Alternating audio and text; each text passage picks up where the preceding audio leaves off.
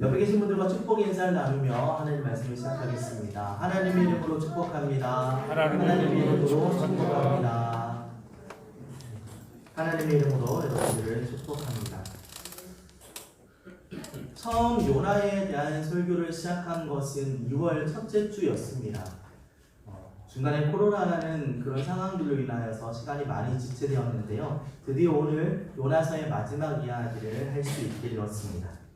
저희는 1장에서 영혼 구원을 향한 하나님의 열심이 얼마나 크신가를 배웠었고, 2장을 통하여 요나가 기도하는 모습을 통해 참된 회개가 무엇인지에 대해서 알아보았습니다.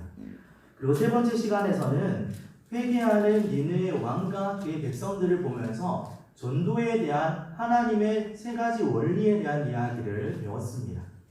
오늘은 순종이라는 단어에 초점을 맞추고 요나서의 내용을 살펴보려 합니다. 과연 무엇이 바른 순종인지, 어떻게 순종해야 하는 것인지를 배우는 그런 귀한 시간이 되시기를 바랍니다. 사랑의 시작은 요나가 화를 내는 모습에서 시작합니다. 4장 1절에 요나가 매우 싫어하고 성내며 라고 시작합니다. 3장에서 니느웨 백성들이 회개하고 부르짖을 때에 하나님께서 용서하시고 또 재앙을 내리지 않으셨습니다. 그렇게 하나님께서 큰 은혜를 베풀어 주셨으니 하나님의 선지자인 요나가 기뻐하고 감사해야 하는 것이 합당할 터인데, 요나는 지금 그 일에 대하여 매우 싫어하고 성낸다라고 성경이 말하고 있습니다. 여기서 말하고 있는 매우라는 단어를 보면 히브리어 문자의 의미를 보면 큰 악이라는 뜻입니다. 죄악, 큰 나쁜 마음 이런 뜻입니다. 이 단어가 원래 처음에 제약된 니느웨 백성들을 나타날 때 표현되었던 단어입니다. 그러니까 제약된 사람들을 표현하는 특성으로 말하는 이 단어가 지금 요나에게 동일하게 적용됩니다. 그러니까 요나가 지금 하나님 앞에 성내는 것은 악한 마음으로 분노하여 하나님께 대들고 있는 그런 모습인 것입니다. 그런 모습으로 불만을 토로하고 분노를 나타내고 있는 것입니다. 하나님의 구원 역사를 기뻐해야 될 선지자가 왜 노를 바라고 있는 것일까요? 요나는 니느웨가 구원받는 것, 니느웨가 용서받는 것이 싫습니다. 그러나 하나님은 2절에 요나가 말하고 있는 것처럼 4장 2절에 의로우시며 자비로우시며 노하기를 더디하시며 인애가 크시사 뜻을 돌이켜 재앙을 내리지 아니하시는 하나님이시기에 결국 니느웨가 제사함을 받습니다. 요나는 자신의 뜻이 이루어지지 않았음에, 니느웨가 심판받지 않았음에 지금 분노하고 있는 것입니다. 여러분, 그런데 우리의 생각과 우리의 뜻이 하나님의 뜻과 생각과 다르다고 해서 우리가 나타내야 될 행동이 분노일까요? 우리의 생각과 하나님의 생각이 다르다는 것이 우리로 하여금 하나님 앞에 원망하고 악한 마음을 표현해야 되는 것일까요? 성경은 우리에게 그렇게 말하지 않습니다. 오히려 우리가 가져야 될 모습은 다른 모습입니다. 요한복음 3장 30절에 보면 세례 요한이 이렇게 표현합니다. 그는 흥하여야 하겠고 나는 쇠하여야 하리라. 사람들의 생각과 사람들의 계획은 자신이 유명해지는 것입니다. 자신을 따르는 사람들이 많아지는 것입니다. 자신이 인기 있어지는 것이죠. 우리 때론 우리가 아니라, 하나님이 아니라 우리가 드러나는 것, 우리가 유명해지는 것에 우리의 뜻을 두려워할 때도 있습니다. 근데 요한의 모습은 그렇지 않았습니다. 자기를 따르던 제자들이 자기를 떠나 예수께로 가는 것을 보고 기뻐합니다. 그분은 흥하여야 합니다. 나는 쇠하여야 합니다. 이것이 요한이 하는 고백인 것입니다. 우리 생각과 다르다 할지라도 하나님의 구원의 역사가 일어나는 것을 보며 우리는 기뻐해야 하는 것입니다. 그런데 요나는 지금 분노하며 오히려 분노하는 것을 그치는 것이 아니라 심지어 극단적인 자세를 보여주죠. 4장 3절에 보면 여호와여 원하건대 이제 내 생명을 거두어 가소서 사는 것보다 죽는 것이 내게 나음이니이다. 요나가 하나님을 원망하고 불평하면서 이제 내가 죽기를 원합니다 라고 표현합니다. 어떤 목사님은 좀 과격하게 말씀하시더라고요. 하나님 배째십시오 라고까지 말하는 목사님도 보았습니다. 내 뜻대로 잘 안 된다고 해서 내가 죽기를 원하며 간구하는 것은 합당하지 않습니다. 옳은 신앙인의 자세가 결코 아닐 것입니다. 이것이 가장 근본적으로 문제가 되는 것은 내가 하나님의 위치에 서는 것, 하나님이 주인이 아니라 내가 주인 되려는 모습이기 때문입니다. 우리의 생명이 우리의 것이 아니라는 것을 우리가 잘 알고 있습니다.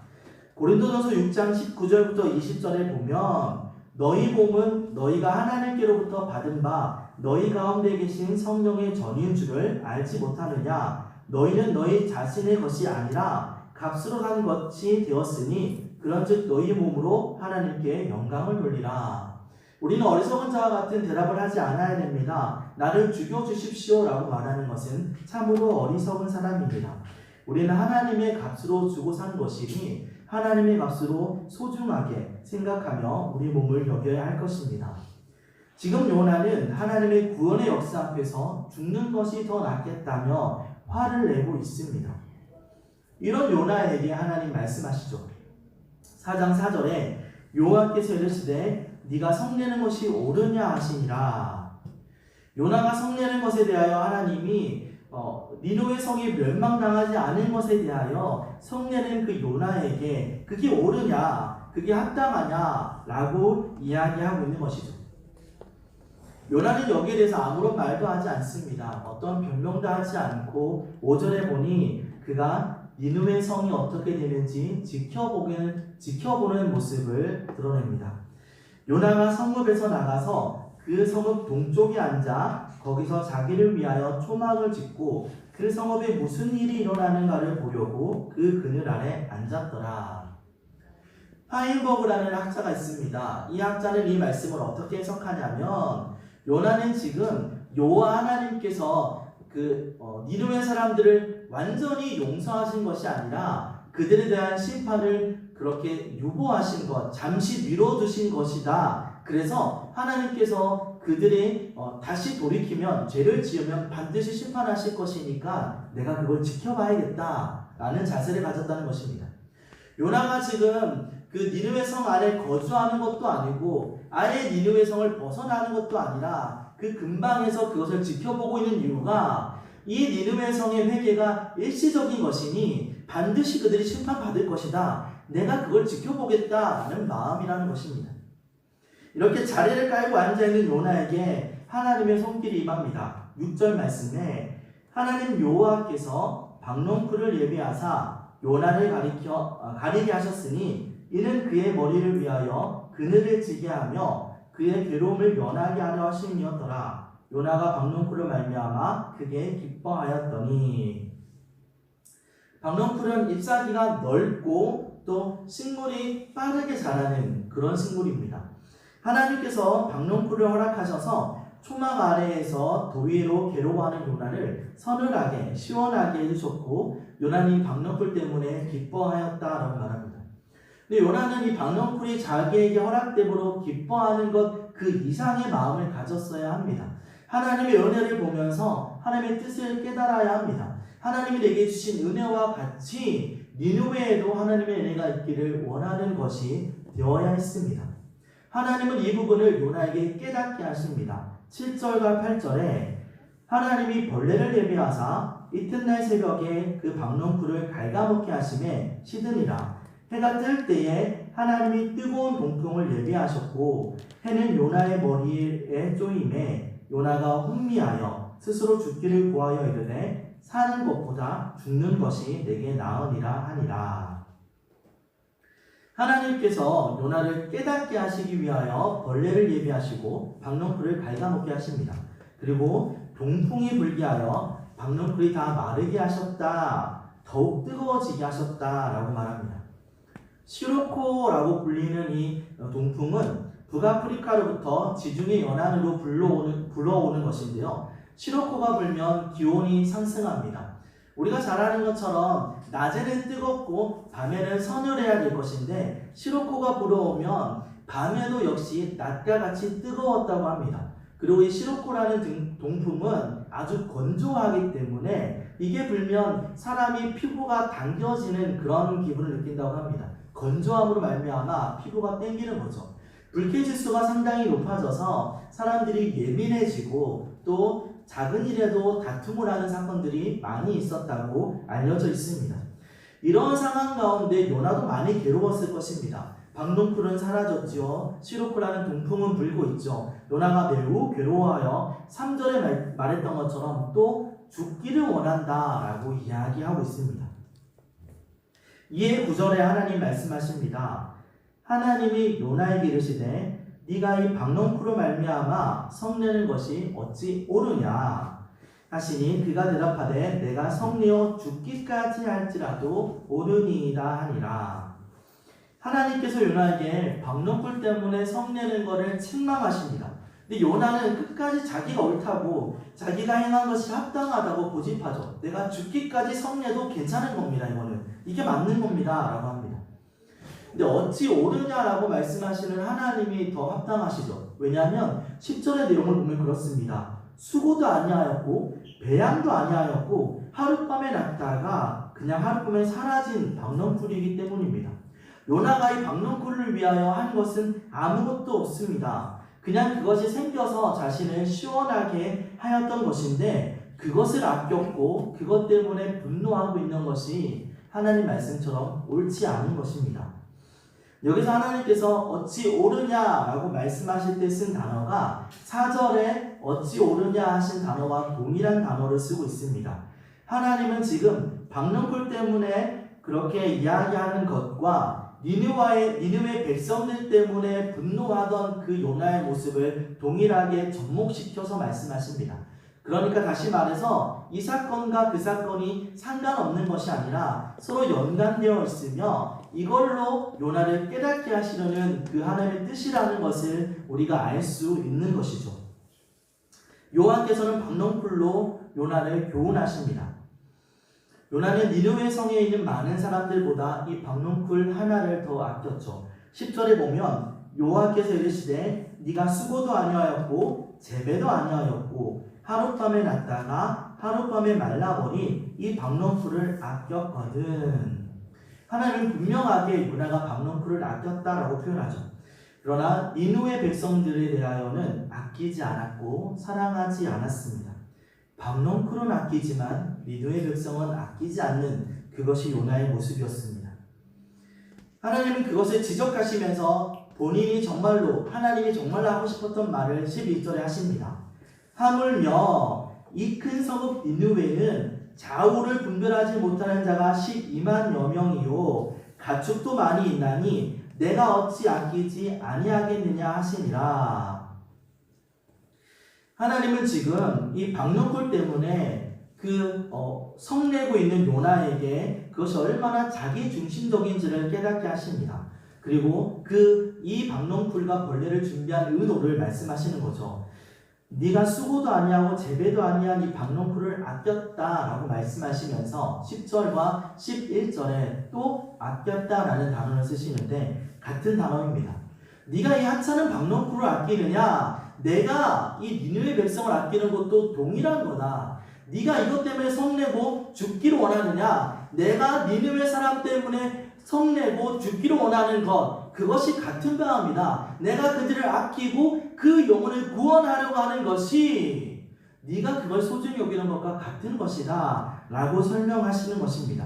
더해서 이 성에는 좌우를 분별하지 못하는 사람이 12만여 명이다. 그 영혼들을 내가 아끼는 것이 합당하지 않겠느냐? 아니 거기에 많은 동물들도 있는데 내가 그것들도 사랑한다. 이것이 옳은 것이 아니겠느냐? 라고 하나님께서 자신이 그것을 정당하 여기고 니느웨를 구원하는 것이 얼마나 합당한 것인지를 증명하시는 것입니다.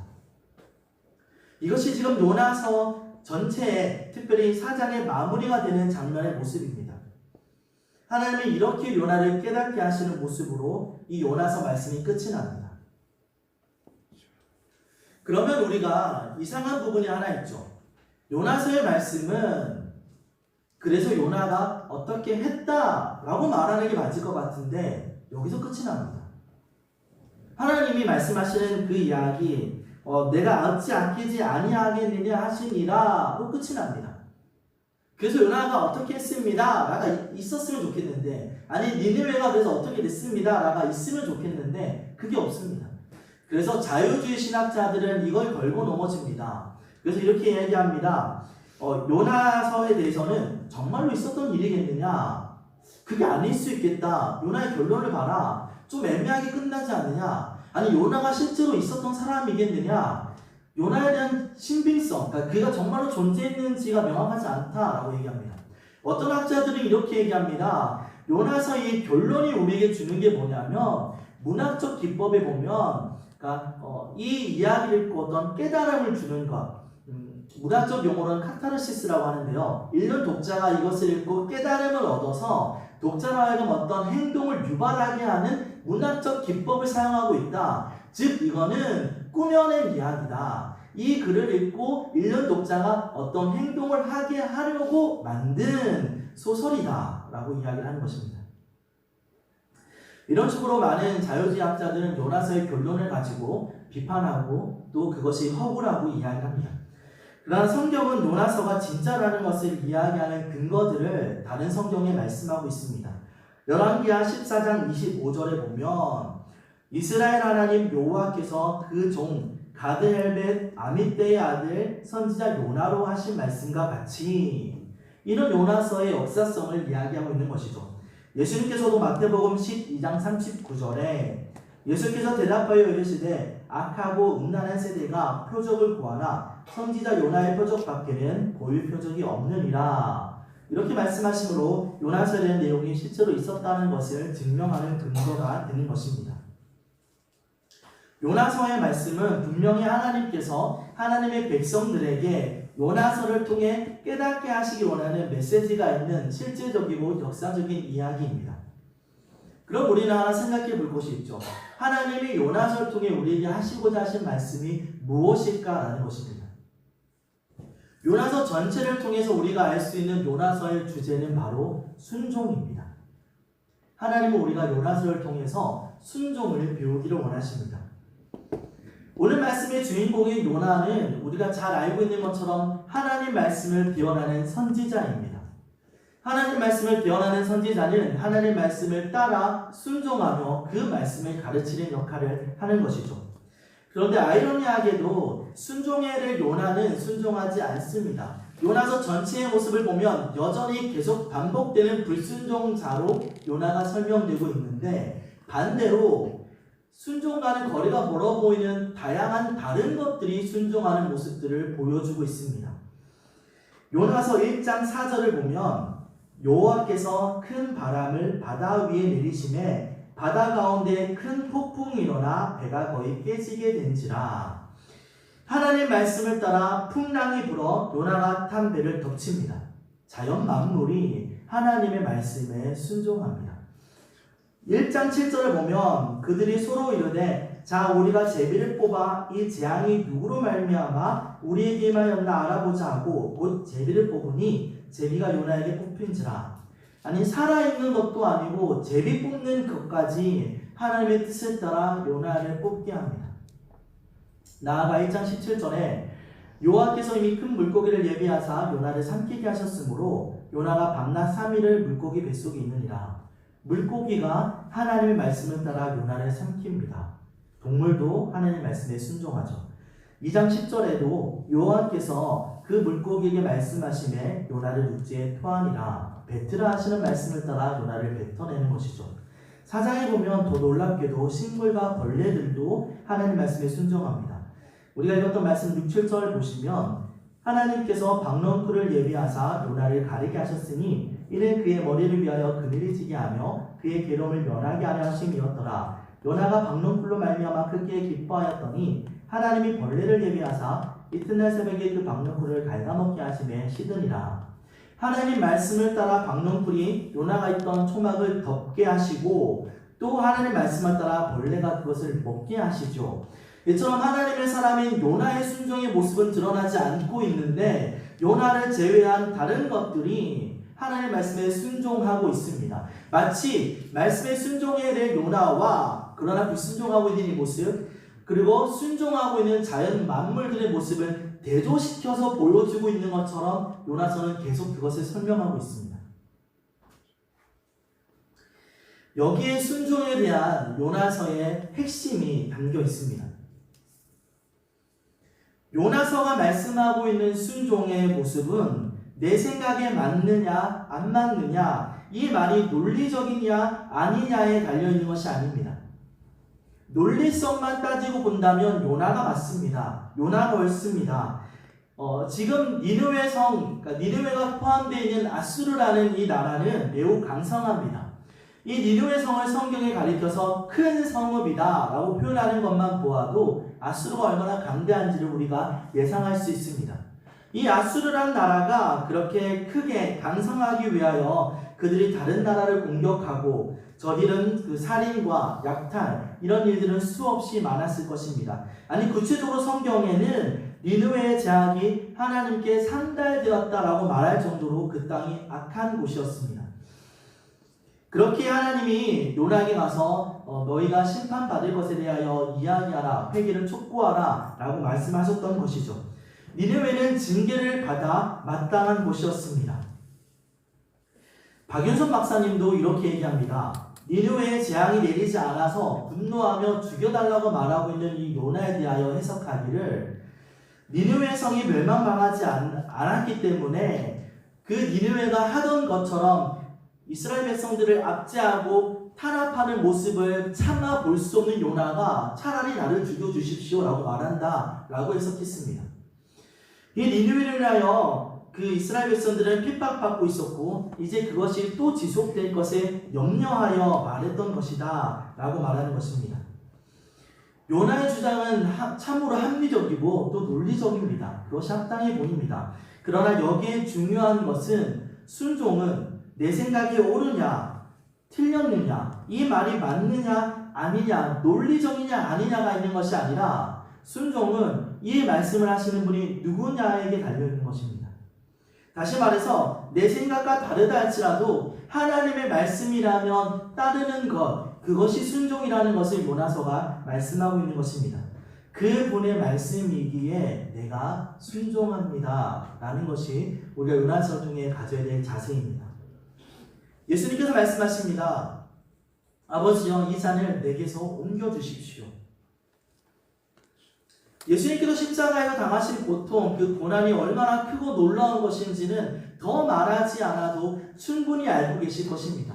그래서 예수님께서도 말씀하시죠. 이 잔을 내게서 옮겨주십시오. 그러나 예수님께서 이렇게 또 말씀하십니다.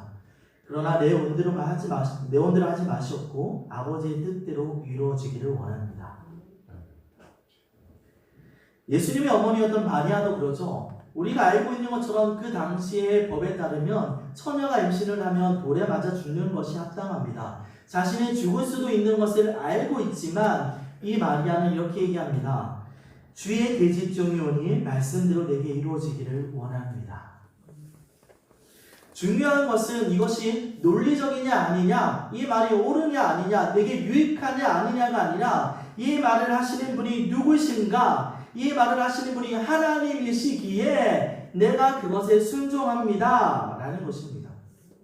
베드로 생각해 봅시다. 세상적으로 볼 때는 어부였던 베드로가 목수였던 예수님보다 물고기를 잡는 것과 바다에 대해 더 잘하는 것이 합당합니다. 밤이 맞도록 수고하여 아무것도 얻지 못하여 마음에 낙담하고 실망하며 고된 몸 가운데 베드로는 있었습니다.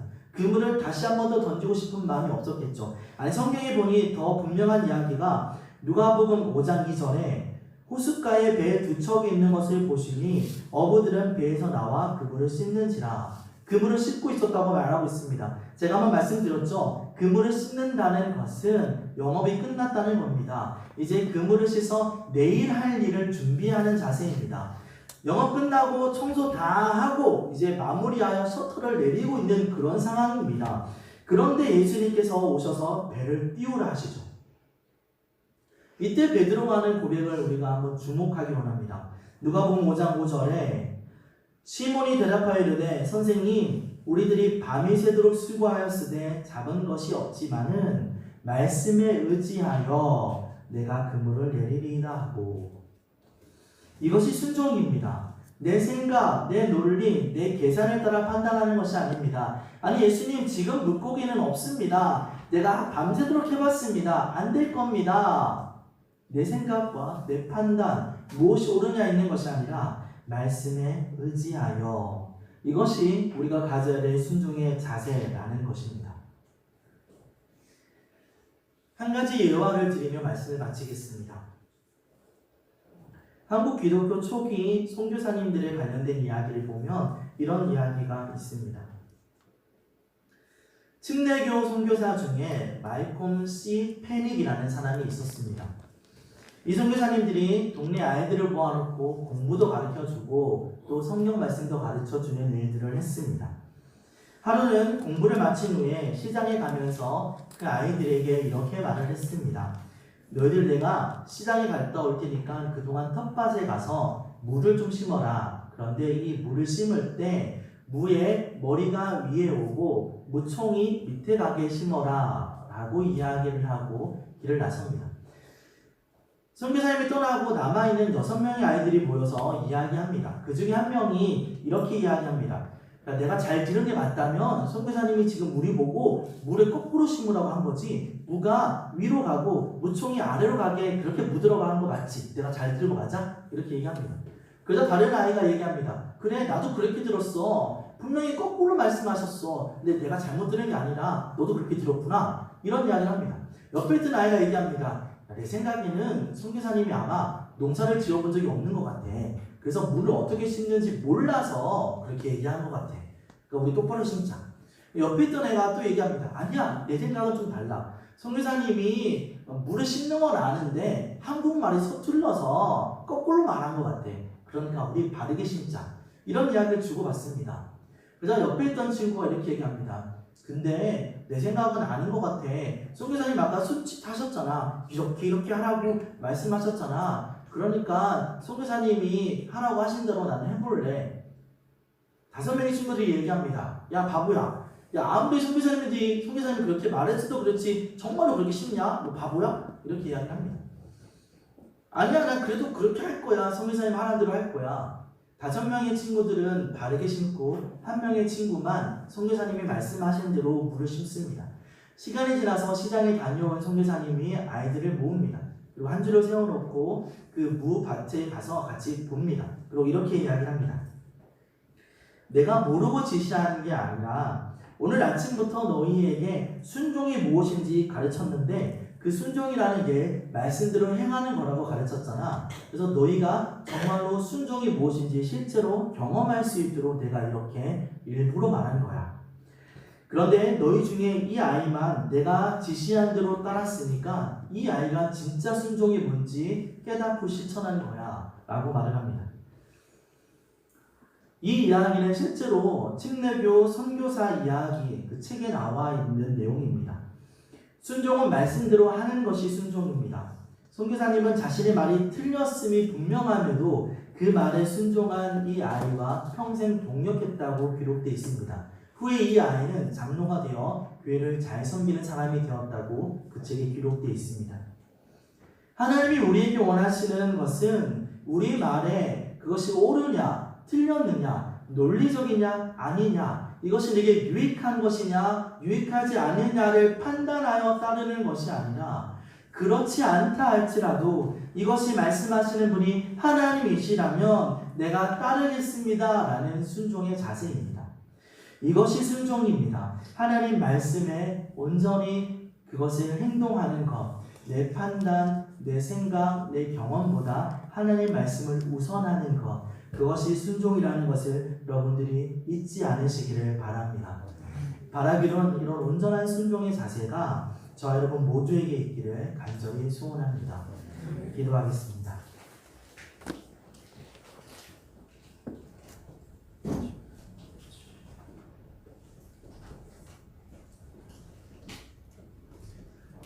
하나님, 때로는 우리가 하나님 내가 맞는 것 같은데요? 이건 이렇게 하는 거 아니죠. 하나님 그냥 제가 원하는 대로 할게요. 돌아보면 하나님 이게 얼마나 교만한지요. 우리가 알면 얼마나 안다고요. 우리가 똑똑하면 얼마나 똑똑하다고요. 우리가 경험해봤으면 얼마나 많이 경험했겠습니까? 하나님, 우리가 정말로 하나님 말씀이라면 순종하는 사람이 되게 하여 주시옵소서. 그것이 하나님 말씀이 맞다면 내 생각, 내 판단, 내 경험들보다 우선하는 사람이 되게 하여 주시옵소서. 하나님, 우리의 어리석음을 인정합니다. 지혜롭고 세상 모든 만물을 창조하시며 또 우리를 사랑하시고 우리를 선하게 인도하시는 그분을 신뢰하고 순종의 삶을 살아가는 우리 모두가 되게 하여 주시옵소서. 감사합니다. 우리 그렇게 훈련하시고 우리 그렇게 만들어 주실 하나님을 기대합니다. 거룩하신 예수님의 이름으로 기도드렸습니다.